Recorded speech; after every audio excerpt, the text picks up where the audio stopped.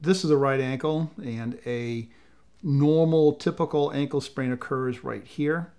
Okay, this is the fibula, and the normal ankle ligament that gets injured is something called the anterior talar fib, so that goes down this way.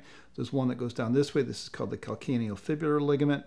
The athletic position is with the foot in plantar flexion, so you're on your toes, and that means the anterior talar fib is tight, the calcaneofibular is loose, so this is the area where the ankle sprain usually occurs. There are different grades. All ligament injuries are sprains, and they're graded 1, 2, and 3. 1's a tweak, just pulled a little bit. 3 is a complete tear, and 2 is everything in between. So there are a lot of 2s. A typical ankle sprain, a minor grade 1 ankle sprain, 1 to 3, 1 to 4 weeks at the most.